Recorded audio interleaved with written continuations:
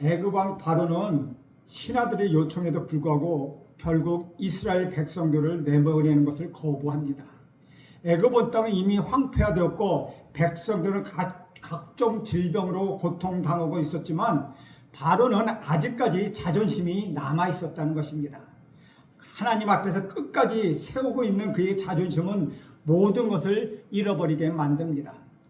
그래서 이제 우박을 비처럼 내리셔서 보리와 삽의 농사를 상하게 하신 우리 하나님은 이번에는 메뚜기 떼를 보내 남아있는 밀을 포함한 남아있는 곡식을 다 제거하게 하십니다.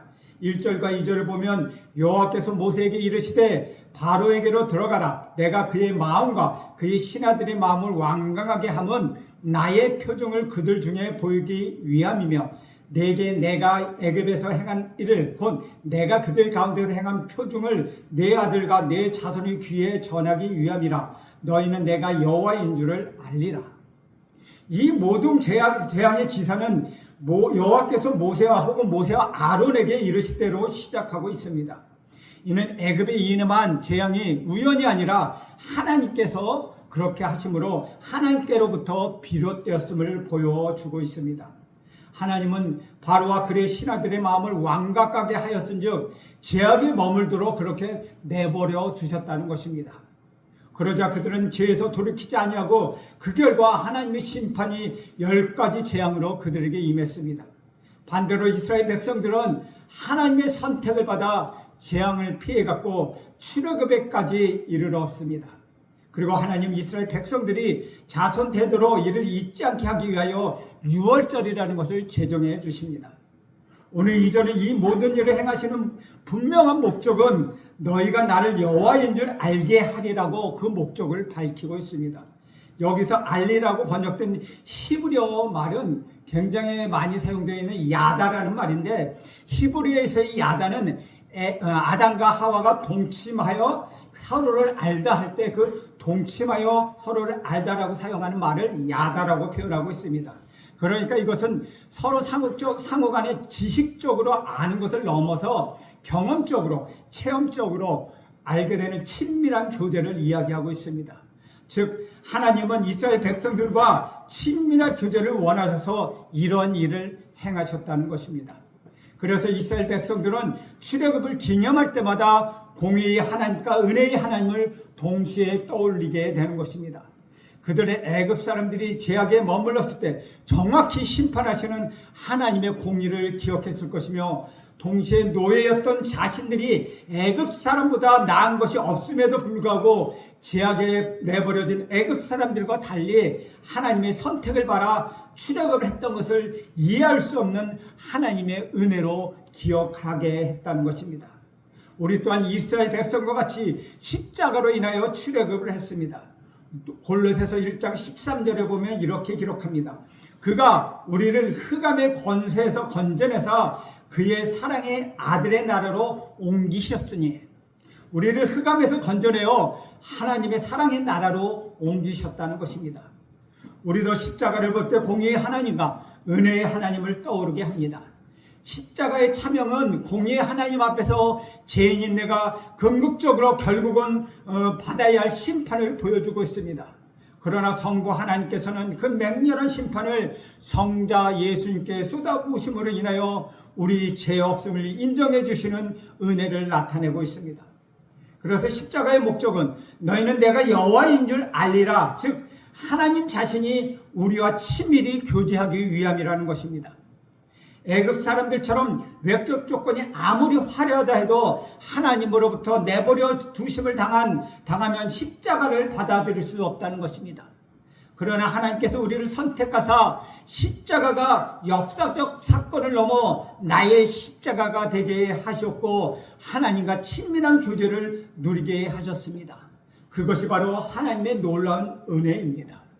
오늘 이 8번째 재앙을 정하시는 하나님을 명을 받아 모세와 아론이 바로 앞에 나섭니다. 3절에 보면 모세와 아론이 바로에게 들어가서 그에게 이르되 히브리 사람의 하나님 여호와께서 말씀하시기를 내가 어느 때까지 내 앞에 겸비하지 아니하겠느냐 내 백성을 보내라 그들이 나를 섬길 것이라. 하나님께서 모세와 아론을 통하여 바로의 겸비한 마음 없음을 책망하셨습니다. 바로는 앞선 7번째 재앙을 겪으면서도 여전히 하나님의 권위를 인정하는 그 겸손한 겸비함을 갖고 있지 않았습니다. 바로가 아무리 히브리 사람을 자신의 노예로 자신의 소유라고 여길지라도 하나님은 이스라엘 백성을 내 백성이라고 말씀하고 계십니다. 우리도 소유는 하나님께 드리더라도 우리 자신이 하나님께 것임을 인정하기 어려워하고 있지는 않은지 살펴보아야 합니다. 우리는 하나님 앞에서 그 분의 권위를 인정하고 우리도 겸비해야 한다는 것입니다. 하나님이 바로를 책망하신 본심은 그가 돌아오기를 바라는 촉구하는 마음이었다는 것입니다.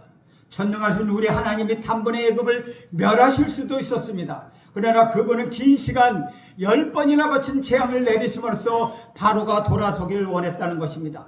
바로가 멈춰달라고 부탁할 때 우리 하나님 그래서 멈춰주신다는 것입니다.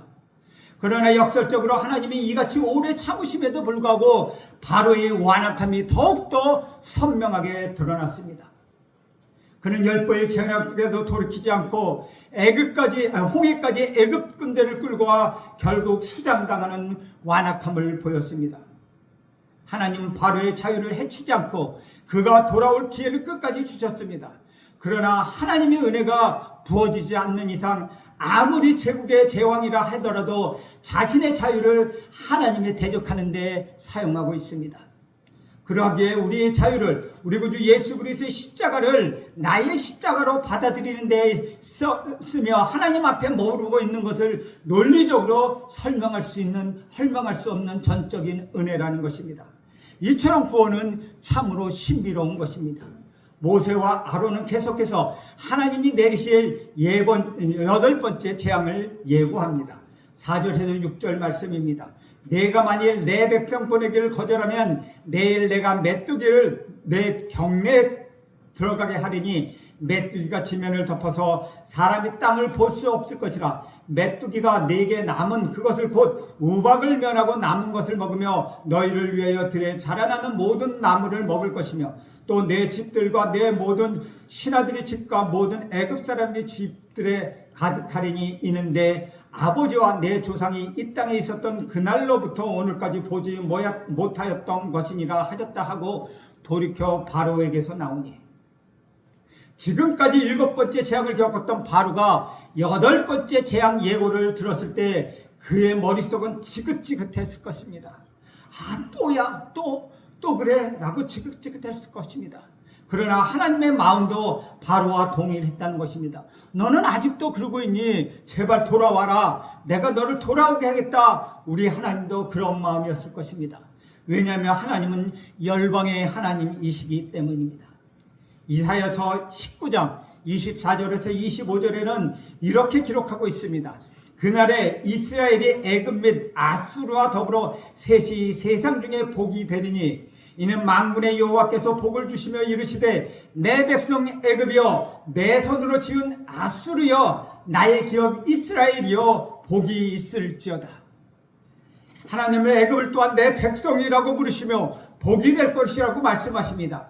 하나님의 마음 안에는 애굽도 있었습니다. 그러하기에 하나님은 애굽의 재앙을 내리며 괴로워하시고 괴롭히는 것을 즐거워하시는 분은 아니십니다. 하나님은 7번의 재앙에도 하나님의 권위를 인정하지 않고 완악함을 보이는 바로가 얼른 돌이키고 하나님 앞에 머물며 교제하기를 바라고 계셨다는 것입니다. 5절을 보니 하나님이 보내실 메뚜기 양은 온 지면을 덮어 애굽 사람들이 땅을 볼 수 없을 정도라고 이야기합니다. 그리고 뒤에 15절에 보면 메뚜기 떼로 인하여 애굽 전역에 푸른 것이 남지 않았다고 말합니다. 이와 같은 하나님의 공의의 맹렬함은 곧 바로와 애굽의 죄가 얼마나 지독한가를 보여주고 있습니다. 마찬가지로 십자가는 하나님의 공의 앞에서 우리 죄가 얼마나 참남한가 우리에게 보여주고 있습니다. 그러나 어린 양 되신 우리 구주 예수 그리스도께서 하나님 말씀에 순종함으로 그 맹렬한 공의 심판을 모두 받으셨습니다. 그리고 우리는 그 은혜를 기억하는 사순절을 지금 보내고 있습니다. 또다시 재앙이 예고됐음에도 바로 편에서 아무런 움직임이 없자 이번에는 바로의 신하들이 목숨을 걸고 바로 앞에 나와 간청합니다. 7절의 말씀입니다. 바로의 신하들이 그에게 말하되 어느 때까지 이 사람이 우리의 함정이 되리까? 그 사람들을 보내어 그들이 하나님 여호와를 섬기게 하소서. 왕은 아직도 애굽이 망한 줄을 알지 못하시나이까? 제국의 통치자여, 신의 아들이라고 여겨지는 바로에게 치건하는 일은 목숨을 걸고 하는 일이었습니다. 그러나 7번의 재앙을 겪은 신하들은 하나님이 두려워 물불 가릴 처지가 아니었다는 것입니다. 하지만 그들의 중심은 여전히 완고했다는 것입니다. 그래서 그들은 모세와 아론을 자기들의 함정이라고 표현합니다. 하나님을 대하는 그들의 중심은 모면하는 신앙, 그 이상 그 이하도 아니었다는 것입니다. 이 순간만 모면하면 된다는 것입니다. 지금만 지나갈 수 있다면 된다는 마음뿐이라는 것입니다. 하나님께 돌이켜 하나님과 교제할 생각은 추워도 없었다는 것입니다. 그들의 마음 중심은 여전히 이기적이어서 나 자신이었다는 것이죠. 이와 같은 그들의 모습은 사랑이 아니라 두려움으로 비롯된 신앙의 병폐임을 보여주고 있습니다. 사랑하는 여러분, 이와 같이 완악한 바로와 바로의 신하의 마음은 죄인들의 부패한 심령을 대표하고 있습니다. 하나님의 권위를 인정하지 않고 끝까지 항거하는 완악한 바로가 실은 죄인된 저와 여러분의 모습이라는 것입니다. 죄인된 저와 여러분은 선악과를 기어이 먹어 하나님의 자리에 오르고자 하는 중심을 버리지 않았습니다. 하나님의 세상 속 피조물로 살기보다 자신의 세상 속 왕으로 살아고자 했다는 것입니다. 이는 개선할 수 없는 수준의 타락이 아닙니다. 완전한 악을 말하고 있습니다. 우리는 이러한 완악한 중심은 내가 그리스도와 함께 십자가에 못 박혀 섰다고 라며 자신은 죽었다고 고백한 바울처럼 죽음으로밖에 처리할 수 없는 상태였다는 것입니다.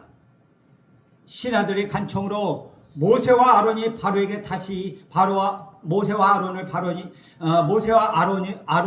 다시 호출합니다. 8절에 보면 모세와 아론을 바로에게로 다시 데려오니 바로가 그들에게 이르되 가서 너희 하나님 여호와를 섬기라. 갈 자가 누구냐? 신하들과 바로가 모색한 길은 이스라엘 백성을 내보내는 것이었습니다. 그러나 그 길은 잘못된 것이었습니다. 살고자 하면 이스라엘 백성을 내보내는 것이 아니라 자신들이 하나님께로 돌아와야 한다는 것입니다. 생명이신 하나님과 관계를 맺고 연결되어 있을 때에만 그분의 생명으로 영원한 삶을 누릴 수 있다는 것입니다.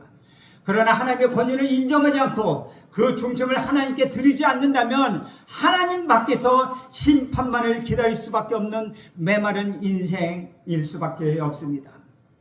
바로는 입을 열어 이스라엘 백성을 내보내겠다고 하지만 여전히 고압적인 자세였습니다.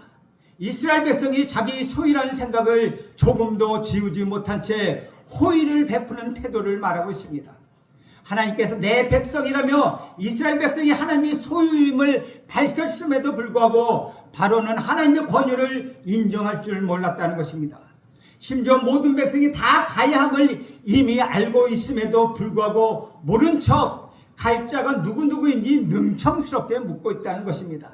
하나님 앞에서 술수를 쓰는 것입니다.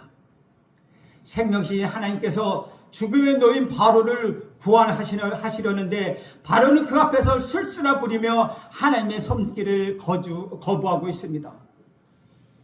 주 안에서 사랑하는 여러분, 우리도 바로와 같이 하나님 앞에 술수를 쓰며 거래하려는 마음은 있지는 않습니까? 그분의 권위를 부정하고 있지는 않습니까? 다시 한번 우리를 돌아다 보아야 합니다. 만약에 그러한 태도가 있다면 이는 하나님이 생명이시고 우리는 건진받는 처지에 놓여 있다는 의식이 없다는 것입니다.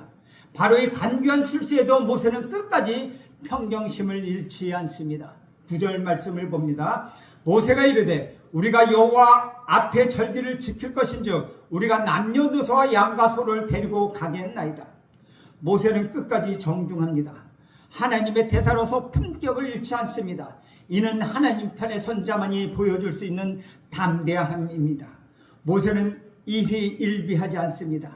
이전과 다른 바로의 태도에 자기 생각으로 협상하지 않고 오로지 하나님의 뜻 위에 그는 서 있습니다. 이는 모든 결과와 책임을 하나님께 맡긴 자만이 보여줄 수 있는 모습입니다. 그 결과를 위하여 하나님을 이용하는 사람은 평안이 없고 끝까지 두렵습니다. 그러나 하나님이 손안에 결과가 있다는 것을 신뢰하는 모세와 같은 사람은 그 마음에 평안함과 담대함을 갖고 있습니다. 그러자 재발절인 바로가 역정을 내기 시작합니다. 10절과 11절을 봅니다. 바로가 그들에게 이르되 내가 너희와 너희 어린 아이들을 내보내면 여호와가 너희와 함께함과 같으리라. 보라, 그것이 너희에게는 나쁜 것이니라. 그렇게 하지 말고 너희 장정만 가서 여호와를 섬기라. 이것이 너희가 구하는 바니 이에 그들이 바로 앞에서 쫓겨나니라. 오늘 10절 말씀을 세번역 성령으로 읽으면 의미가 좀 더 쉽게 우리에게 다가옵니다. 그 뜻은 이렇습니다. 바로가 그들이 호통을 쳤다. 그래, 어디 다 데리고 가봐라. 너희와 함께 있는 너희 주가 나를 감동시켜 너희와 너희 아들들을 함께 보내게 할 것 같으냐? 어림도 없다. 너희가 지금 속으로 악한 음모를 꾸미고 있음이 분명하다라고 번역하고 있습니다. 애써 두려움을 감췄던 바로는 체면을 구기며 협상안을 제안했지만 모세가 흔들림 없이 거절하자 분을 터뜨리고 있습니다. 심지어 악한 음모라며 하나님의 뜻을 악평하기까지 합니다. 이처럼 하나님의 권위를 인정하지 않고 자신의 왕국을 차리고 사는 사람은 자신의 틀에서 벗어나지 못하고 벗어나는 것을 견디지 못한다는 것입니다. 자신의 생각을 벗어난 그 모든 것을 정죄하기 바쁘다는 것입니다. 그래서 11절에서 장정만 데리고 나가야 한다는 바로의 말은 아이들과 여자들을 볼모로 잡아두려 했던 그의 속셈을 보여주고 있습니다. 다시 말하면 바로 이 말은 내보내지 않겠다는 것입니다. 장정만 보내면 그들이 가족들이 애굽에 남아있기 때문에 금방 돌아올 것이라는 사실을 알았던 바로는 이 같은 꼼수를 쓰고 있다는 것입니다. 바로의 입장에서 볼 때는 더할 나위 없는 협상안이지만 하나님께서 보시기에는 어리석고 교만하기에 짝이 없다는 것입니다. 모세의 이 말은 장정들만 하나님께 예배를 드릴 것이 아니라 온 가족들, 온 이스라엘 백성들이 모두 하나님께 예배를 드리겠다는 결단입니다. 하나님은 우리 중 일부만 드리는 예배를 받기를 원하시는 분은 아니십니다. 우리 가족 모두가 온전한 예배를 드리시기를 원하신다는 것입니다. 하나님은 우리 마음과 우리 삶의 일부분만 예배로 받기를 원하시지 않습니다. 우리 마음 전부와 우리 인생 전부를 받기를 간절히 원하신다는 것입니다. 하나님을 향하여 우리 전부를 들어올릴 때 우리는 온전한 예배자로 바로 서게 된다는 것입니다. 이렇게 바로가 돌이킬 기회를 자신의 발로 차 버리자 하나님이 무대에 재등장하십니다. 12절 보면 여호와께서 모세에게 이르시되 애굽 땅에 네 손을 내밀어 메뚜기를 애굽 땅에 올라오게 하여 우박에 상하지 아니한 밭들의 모든 채소를 먹게 하라. 주 안에서 사랑하는 여러분, 하나님의 예고하신 대로 행하십니다. 전능하신 하나님께서 못하실 일이 무엇이 있겠습니까? 못하실 일이 있다면 그것은 바로 거짓말입니다. 그래서 거짓이 없으면 하나님의 입에서 나오는 모든 말씀은 진실되고 반드시 이루어진다는 것입니다. 따라서 말씀하신 대로 이루어지는 재앙의 기사를 보며 우리는 십자가를 보는 우리의 태도를 돌아다 보아야 합니다. 십자가 대속을 받아들이지 않으며 십자가로 표현된 하나님의 진노의 심판을 받게 된다는 것입니다. 그러나 십자가의 대속을 받아들이면 하나님께서는 우리를 죄 없다 여기시고 완전한 자유를 이루게 하실 것입니다. 하나님 앞에 거칠 것이 무엇이 있겠습니까? 마치 하나님께서 우리에게 모든 것을 주시겠다고 하여 자기 독생자 아들을 주신 걸 보면 하나님은 우리를 얼마나 사랑하신가를 알게 하실 것입니다. 모세는 하나님 명에 따라 손을 내밀어서 8번째 재앙을 실현시킵니다. 13절에 보면 모세가 애굽 땅에 그 지팡이를 들매 여호와께서 동풍을 일으켜 온 낮과 온 밤에 불게 하시니 아침이 되매 동풍이 메뚜기를 불러들인지라.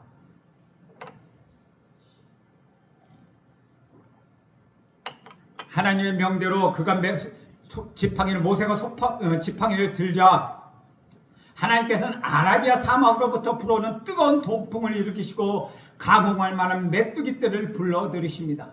그리고 19절은 재앙을 그치기 위하여 메뚜기를 내버리시며 지는 장면을 증거하고 있습니다. 19절에 보면 여호와께서 돌이켜 강렬한 서풍을 불게 하사 메뚜기를 홍해에 몰아넣으시니 애굽 온 땅에 메뚜기가 하나도 남지 아니하니라.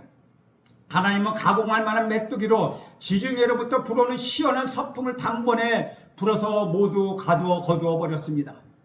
이처럼 하나님은 동풍 서풍을 가리지 않고 메뚜기 떼까지 일으키시고 메뚜기 떼를 내보내시는 천지 만물을 주관하시는 우리 하나님이십니다. 하나님은 천지를 창조하셨을 뿐만 아니라 이 천지를 온 우주를 다스리고 계시다는 것입니다. 이러한 전능하신 하나님을 두 눈으로 똑바로 보았음에도 애굽 사람들은 천지 만물을 주관하시는 하나님께 소망을 두지 않았습니다. 그들은 땅에 소망을 두었고 다음 재앙에서도 여전히 태양의 신에게 소망을 두었습니다. 그에게 우상을 바라보며 정작 소망이신 하나님을 자신의 소망을 거두는 분으로 만들어 버렸다는 것입니다.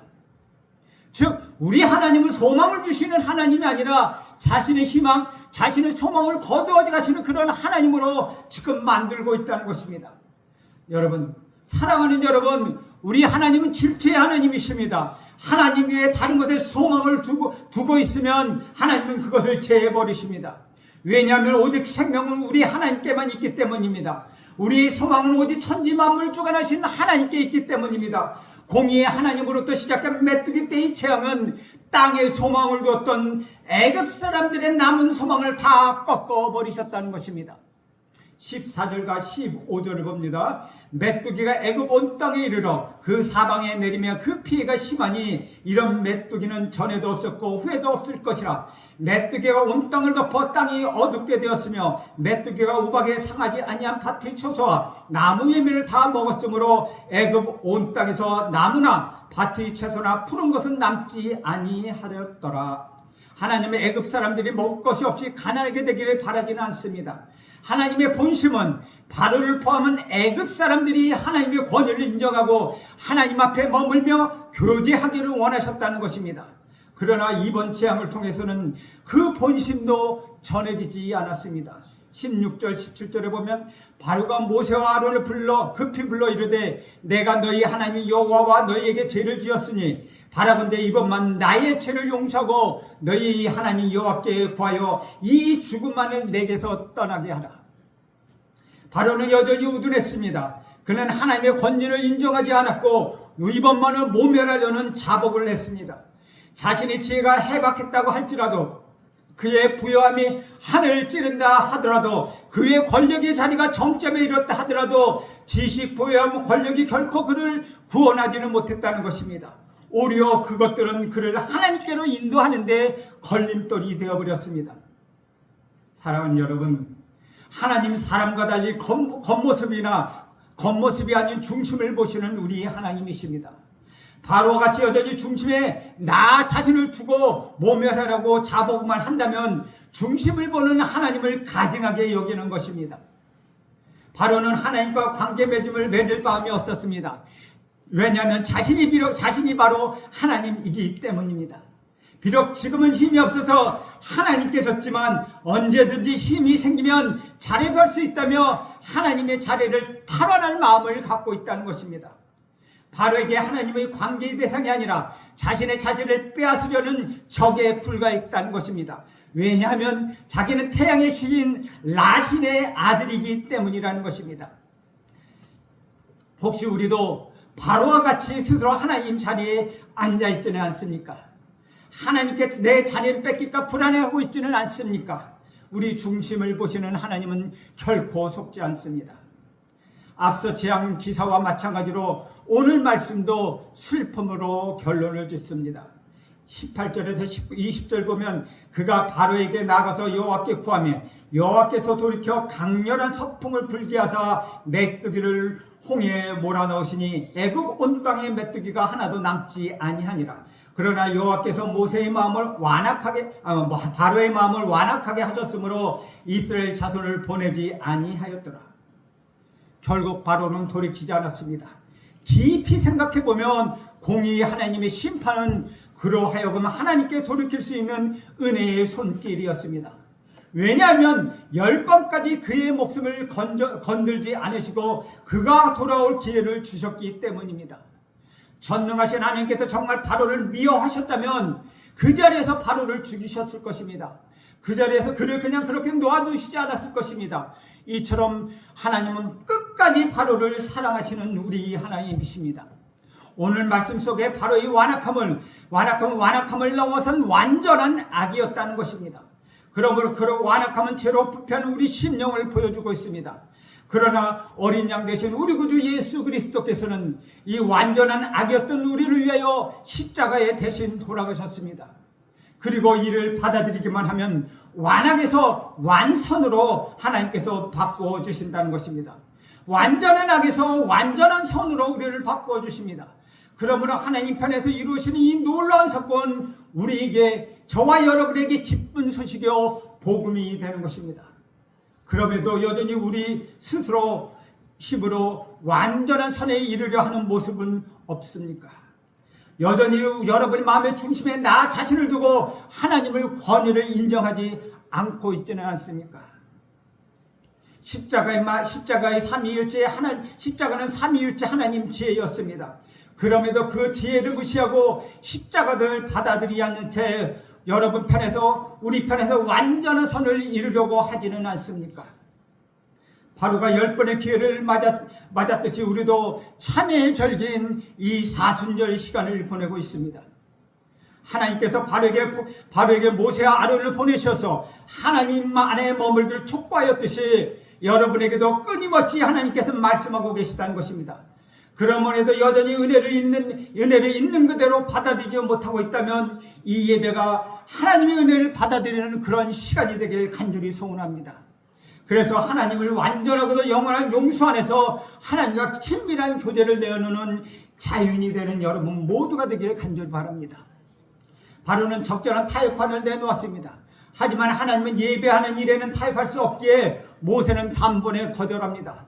적절하게 세상과 타협하여서는 하나님을 온전히 예배할 수 없다는 것입니다.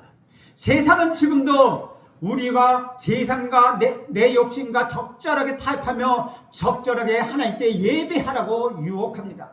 뭐 그렇게 깊이 믿을 게 뭐가 있어? 뭐 그렇게 마음을 다해서 믿을 게 뭐가 있어? 적당히 믿어, 적당히 놀면서 믿어. 그렇게 우리를 유혹하고 있다는 것입니다.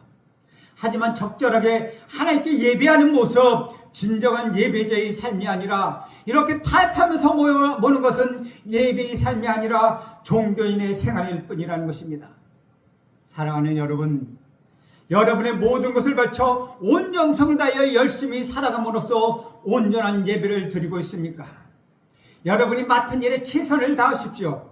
모든 일을 죽게 하듯이 정성을 다하십시오. 그리하여 하나님께 온전한 영광과 최선의 예배를 올려드리는 귀한 여러분 모두가 되기를 간절히 소망합니다. 기도하겠습니다. 하나님 아버지, 우리를 위하여 하나뿐인 아들을 보내주셔서 우리를 여전히 하나님과 세상살이의 양다리를 걸치며 살아가는 우리를 용서하여 주시옵소서. 이제부터 전심으로 하나님만을 예배하는 예배자가 되게 하옵소서. 모든 일을 우리 주님께 하는 성실과 최선으로 감당할 수 있도록 도와주옵소서. 예수님의 이름으로 기도합니다. 아멘.